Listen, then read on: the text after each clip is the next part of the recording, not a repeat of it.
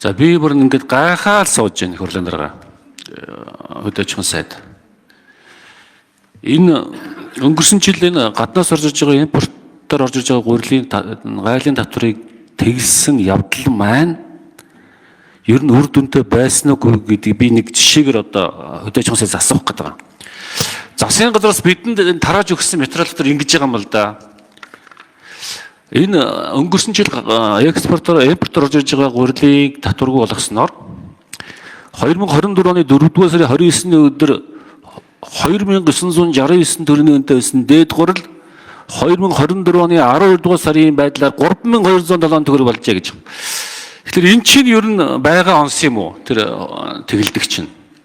Тэгээ үн өссөн бол бид нар ер нь яах гэж импортын татварын тэр авч ингэсэн бэ? Яг албан ёсны байр суурь нэгдүгээр төлөвлөсөн аж ахуйн сайд хэлж өгөөч. Энэ нэг аль тоон үнэ яваад байна. Би бас их хурлын ажлын хэсгээс тоо авахлаар үн буурсан гэж байна. Засгийн газраас тарааж өгсөн материалд үн өссөн гэж байгаа. Тэгэхээр энийг нэгдүгээрт хариулж өгөөрэй гэж хүсэж байгаа. За хоёрдугаарт нь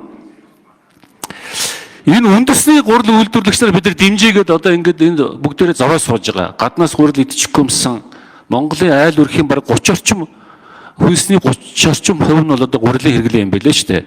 Бид нар багасаа л боо борц гэдэж одоо ингээд өсдөг. Тэгэхээр үндэсний гурил үйлдвэрлэгч томоохон аж ахуйн хүчид өнгөрсөн 3 жилийн хугацаанд 101 тэрбум төгрөгийн хөнгөлөлтөй зээл авсан байна. Авсан нөхцөл нь гурилынхаа үнийг доктортой барина гэжээ. Гэтэл өнгөрсөн жил яагаад нөхдөөд 3000-д гурилынхаа үнийг хөргөвэ? Яагаад хөнгөлөлтөй зээл авчаад хариуд нь хариу үйлдэлээ үзүүлсэнгүй. Энэ дэр ер нь хүн сайд аж ахуйн нөгөө нөхдүүдтэйгээ уулзж байгаа юм уу? Эдгээр ер нь ямар байр суурьтай тэрийг юу гэж тайлбар өгч яах юм? Энийг одоо бас хоёрт нь хариулж өгөөч гэж. Тэгээ бид нар ингээд салаа замын уулзвар дээр байгаад байгаа. Эсвэл одоо импортын татвар тавьчаад тариаланчтай дэмжих юм уу? Эсвэл импортын татвар нь авч хаяад тариаланчт маань гурилаа тарихгүй байх юм гэсэн ийм зүйл яригдаад байгаа. Бид нар тариаланчтай бодоод байдаг үндэсний гурил үйлдвэрлэгчтэй бодоод байдаг гэтэл нөхдүүд маань улсаас авсан хөнгөлөлтөй зээлгийн хариуд ямар ч үйлдэл үзүүлэхгүй үн өсгөх юм бол бид нар одоо маш хүнд байдалд орох юм биш үү? Гэсэн ийм асуултууд байна. Энийг дараа бас тодруулж асуу. Эхний хоёр асуултанд хариулж өгөөч гэж хүсэж байна. За. Та их нарийн анзаарсан байна. Үнэхээр дээд гурил дээр бол үн өсөж байгаа. Улаанбуудаа тэрэмтэд 80% нэгдүгээр гурил буюу гол өргөн хэрэглээний одоо өрхөн хэрэглээ. Дээд гурил 10 гаруй хувь. Энэ нь өөрөө яг үйлдвэрийн нөгөө кек, торт, нөгөө пиццаны гурил, нөгөө сэндвичний далхны гурил буюу яг үйлдвэрлэлийн цехийн тийм нарийн ширхэгт гурил байдаг. Энийг яагаад өсөв гэхээр дотоодын үйлдвэр нунахаар дотоодын дээд гурилын гарц унаад эхэлж багасч байгаа. Импортоор орж ирж байгаа гурил маань өөрөө манай дээд гурилын чанарыг гүйцэхгүй байна л гэсэн үг.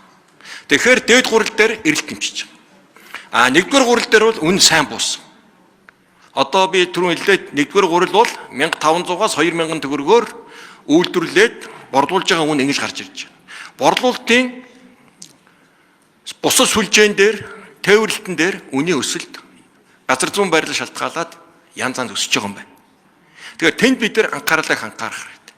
Үйлдвэр бол өнөөдөр нэгдүгээр буюу ард түмэн яг өргөн хэрэглээний гол гурилаа 1500-аас 2000-аар үйлдвэрлээд тариаланчдаас будаага аваад үйлдвэрлэлээ нийлүүлж байгаа.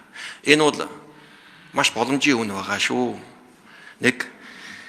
Тэгэхээр энэ нийтэн тавьсан энэ татврын зохицуулт бас ийм өөр эффектийг харуулад байна гэдгийг сайн ойлгоод ахаад би ганц хүсэж байгаа юм бол энэ засгийн зохицуулт их орон зайг бид нар хангаад өгвөл нэг ийм гарахгүйгээр тааруулаад зохицуулаад явах болцоотой.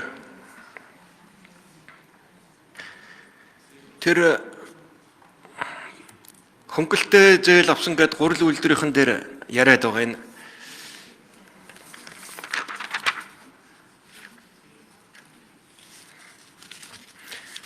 энэ хийгдэж байгаа бүх ажил хөдөө аж ахуйн сайд өөрөө сайн дураараа ингээ зохиогоод хийж байгаа зүйл өрдөө байхгүй шүү дээ.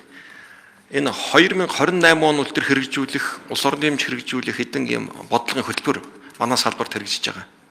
Тэр их хурлын шийдвэрийг хэрэгжүүлэлтийг л бид нар хангаж байгаа шүү дээ.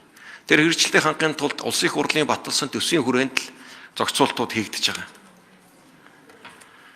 Нөгөө талаас бид 2-3 дахин өндөр ургац авдаг. Шатхан үр бордоо урмал хамгааллын бодис техник төхөөрөмж хэрэгслээ өөрсдөө дотроос 100% хангадаг. Чигшлийн хувьд давуу, хөрсний хувьд давуу, Оросын холбооны улстай өнхөр өрсөлдөд амаргүй.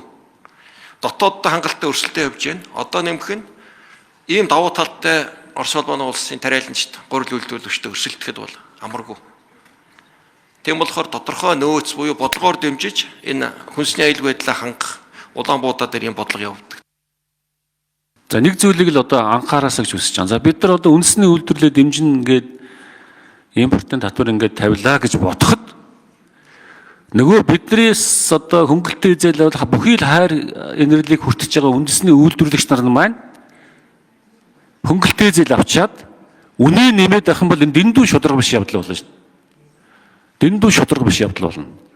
Тийм учраас хүн судалж ахын сайд хэрвээ энэ хууль батлагдаад хэрвээ энэ асуудал яваад үндэсний үйлдвэрлэгчдийн талд жишээ шийдвэр гарлаа гэж бодъё. Бид нар үндэсний үйлдвэрлэлийг дэмжих гээд байгаа шүү дээ. Гэтэл нөгөө нөхдүүд маань импортын одоо гурил орж хаагдсныг далимдуулаад өгсөн хувилдаад үнэ нэмэх юм бол энэ нэг буцаах одоо асуудал яригдах ба. Тийм учраас одоо энэ дээр одоо манай хүн судалж авах юм бүр хариуцлагатайгаар анхаарч өгөөч гэж хүсэж байна. Гурилын үн ургацаас шалтгаалж байгаа. 24 он авсан ургацын үр дүнд одоо байгаа нөөцийн хүрээнд 25 оны намар ултал ямар нэгэн үнд өөрчлөлт орохгүй. Харин улс орны хэмжээнд явагдаж байгаа инфляц, цахилгааны үнийн нэмэгдэл, шатах тослох материалын үн, цалингийн өсөлт зэрэг ийм салбарын суур хамаарал бус одоо ийм нэмэлтүүд үүснэ нөхцөлтийн үнийн асуудал амаргүй. Тэгэхээр тэрийг бас ялгаж салгаж хараарай.